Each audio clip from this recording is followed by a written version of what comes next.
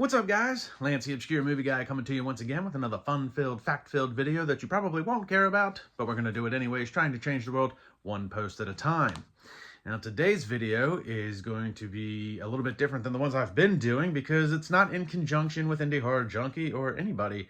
In fact, we're going to be going over some short films today that were sent to me by actor, writer, director Timothy J. Cox. He reached out a few months back, sent me 5 or 6 short films that he wanted me to review. We're going to go over 3 of them today. Not in any particular order. They don't necessarily correlate with one another, but he wanted me to do at least these 3 together because they were all done by the same production team. So the first thing we're going to kick off with is Hard Truths. In Hard Truths, Timothy J. Cox plays a modeling agent, talent agent, representative, I guess, in some regard, and has to break the news to his model, played by Paige Hoover, that she's not going to get a particular contract with a big modeling agency if she doesn't lose some weight. And I gotta say, one, Paige doesn't need to lose any weight. She looks fine. But what I really liked about this was that, and this is actually going to correlate with all 3 of these short films, but Hard Truths is, I think that's something that a lot of females, and probably some males, but mostly females, can relate to, especially if you're somebody in the modeling industry, in the acting industry, entertainment business.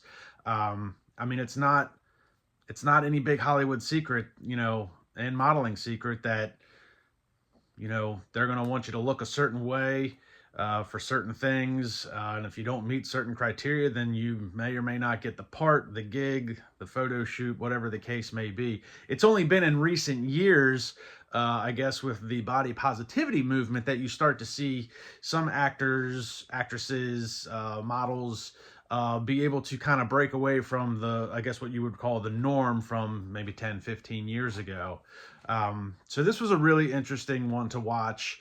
The acting is well done by everybody. It's mostly Timothy and Paige. There's a couple other people involved with some lines, but the acting is really well done. I didn't really have a whole lot of complaints with this. The filming is shot pretty well. The cinematography is pretty good. If I had one complaint with this particular short film from them was a little bit of the audio. I guess they were shooting in like an old house, very nice old house, but the creaks in the floor were very loud. They were very audible, and that kind of detracted away from some of the conversation because, as I say with a lot of low-budget stuff, there's usually some sort of audio issue as far as hearing some of the conversations. That really wasn't a problem unless the floor was creaking. So creaking came across louder than most of the conversations some of the time. But that's really the only issue. The beauty of Hard Truths and the other 2 films that we're going to talk about is that they come off as a large scene that could be put into a larger, like a feature film or even a longer short to tell more of the story. They do come across that way. And like I said, Hard Truths, I like it because it was realistic. I think it's something that some people can relate to, and I think it's something, even if you can't relate to it, I think you'll find that it's believable enough and relevant enough that you could at least shed some light on what other people are going through. And I think what helped with some of that believability is that this was partially written by Paige Hoover as well. So it was written by Timothy J. Cox, Thomas Angeletti, and Paige Hoover, and then it was directed by Maya Ahmed. So I think having the female perspective from Paige and Maya as part writer and director does help come across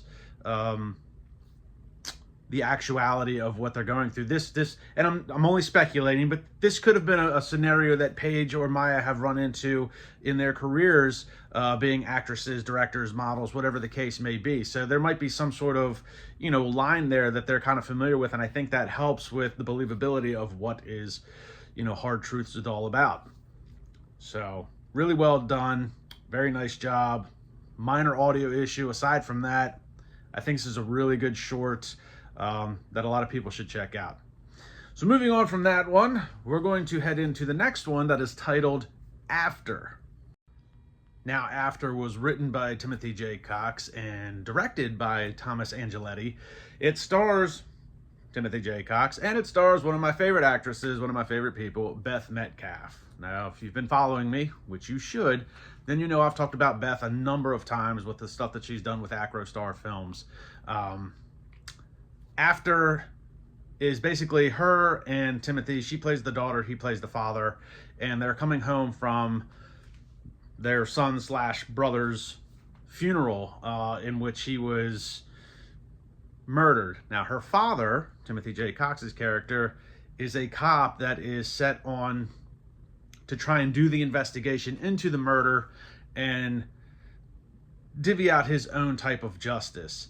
And again, like you'll find with Hard Truths, this is a similar type of setup. It basically acts as a long scene or a large scene in what could be a very good, much larger story if they wanted to extend upon the film short or turn it into a feature, which I really liked because it only runs about 12 minutes long, but it exposes a lot of the characters in that little bit of time.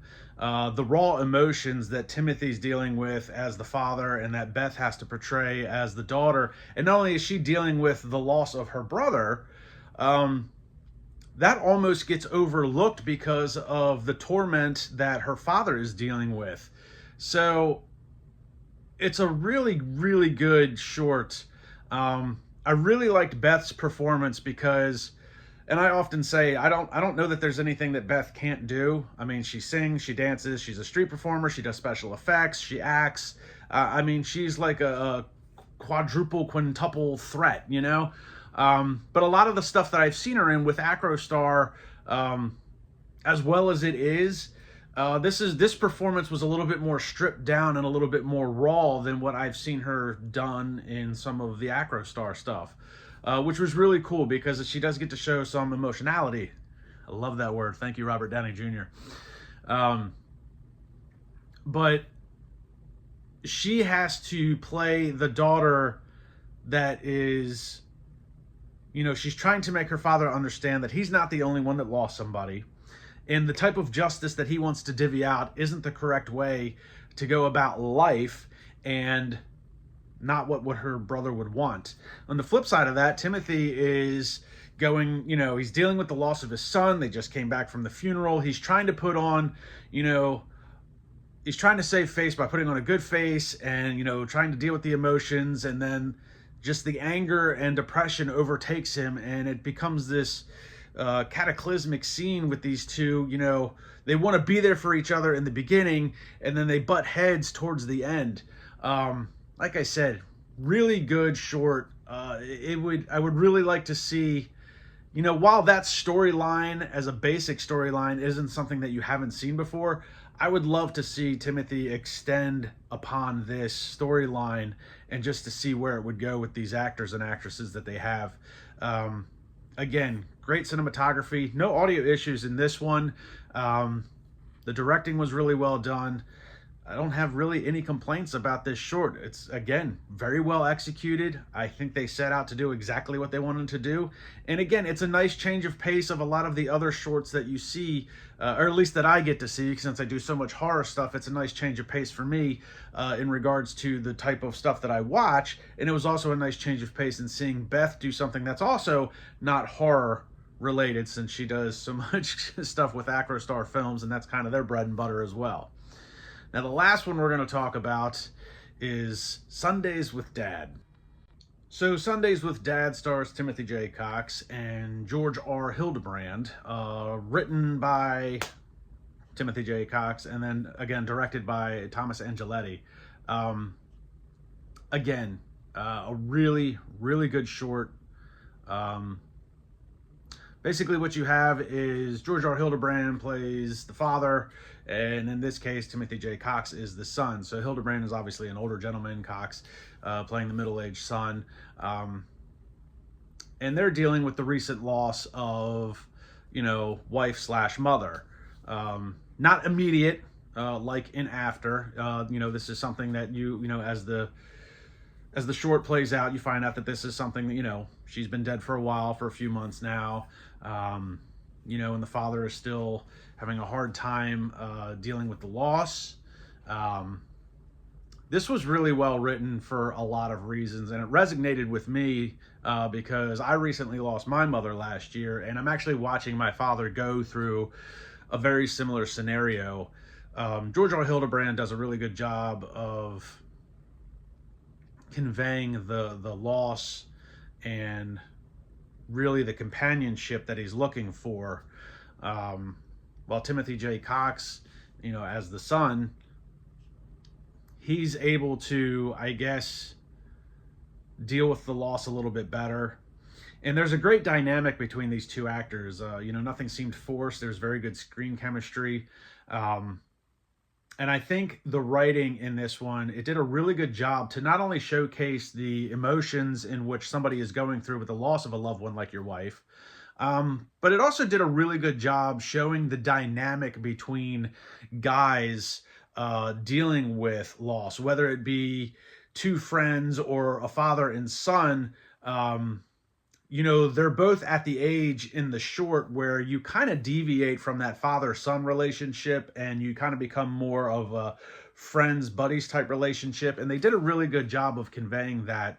It's a hard thing to explain to females. And I'm not trying to sound like a dick, but guys just deal with their emotions way differently than women do. And when guys have to talk to other guys about their emotions, it's a completely different dynamic than trying to explain something to your wife. And they really did convey that really well. Now, this one, there is a little bit of a comedic twist in this one because the father he has hired a prostitute. But as they do go on to explain, the prostitute is strictly just for companionship. That's where this guy's mindset is at. He is so lonely that he's willing to pay just for somebody to come over and just conversate with or talk to and make dinner and just be around. Nothing sexual in that nature. But when that comes to light, there's a little bit of a comedic twist with that. But it gets reined in pretty quick.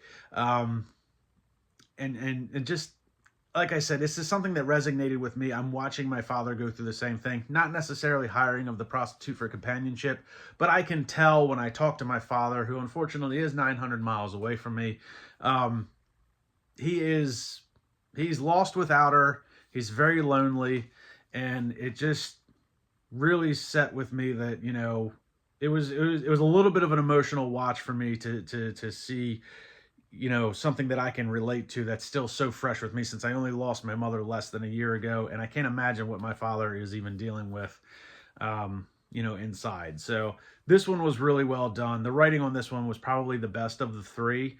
But realistically, all three of these shorts, again, I like the fact that the way they're written out as what could be extended scenes in a much larger story. You could continue prequel, sequel wise, or even just turn it into a full-length feature if you wanted to with any three of these. And I also like the fact that they're grounded. And what I mean by that is that they are all in regards to something that either somebody can relate to or probably will relate to at some point in their lives. Or in regard that it gives you at least a better understanding of what somebody might be going through. Like I said, in Hard Truths, we're not all models, we're not all actors and actresses. We may not be told to lose weight to get a part, but you're probably going to come upon a job that I'm going to need you to do this in order to get this position. And after, I think, even if you take the police detective and the father wanting to serve out his own type of justice, we've all dealt with loss of family members, and if you haven't, you're going to. So again, something that you can relate to or you're going to relate to in the future. Same thing said for Sundays with Dad. And again, not everybody has a father, but Sundays with Dad, you could see that in any number of relatives. It doesn't have to be a father. It could be, an uncle that lost your aunt, and you can see what he's dealing with, or aunt and uncle, vice versa. So they're very grounded in that sense. And I honestly don't think there's enough of that realistically anymore when it comes to the filmmaking business. Everything is, trying to tell a grander story with grander effects. Even in Hollywood, everything's got to be this massive production. There's not a lot of drama-esque, grounded type storylines that I'm running into right now. So props to Timothy J. Fox and everybody on this production team. Looks like Thomas Angeletti does a lot of stuff with him.